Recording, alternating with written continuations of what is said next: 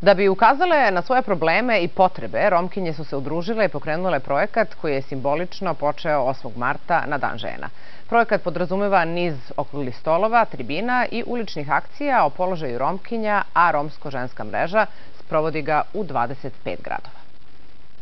Većina Romkinja u Srbiji udaje se pre punoletstva. Zbog dece i braka one napuštaju školu, a da o tome po tradiciji odluku ne donose same.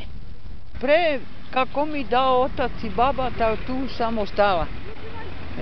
I rodila sam, da me oprosti moj sin 100 puta, 7 deteta. Pored neobrazovanih siromašnih Romkinja, danas je sve više onih koje završavaju fakultete i aktivne su u svojoj zajednici. I jedne i druge izložene su dvostrukoj diskriminaciji i na rasnoj i na rodnoj osnovi, smatra Vera Kurtić, koordinatorka Romsko-ženske mreže. Kada se obrate institucijama, one proživljavaju diskriminaciju. To ne može da se kaže da je to na nivou institucija, ali može da se kaže da je to na nivou pojedinaca koji rade u institucijama. Dakle, zato što vladaju predrasude prema Romkinjama, vrlo često se žene sreću sa tim problemima.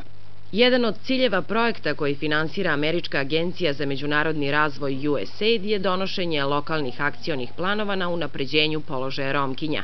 Takav plan u Srbiji ima opština Barajevo, a primer dobre prakse je i grad Niš, gde je u toku izrada plana i do maja će biti usvojen. On će prepoznati sve prioritete vezane za obrazovanje, za zdravstvenu zaštitu i uopšte integraciju i unapređenje položaja Romkinja u našem gradu. Romsko-žensku mrežu čini 30 organizacija koje već 13 godina rade na osnaživanju aktivizma svojih sunarodnica.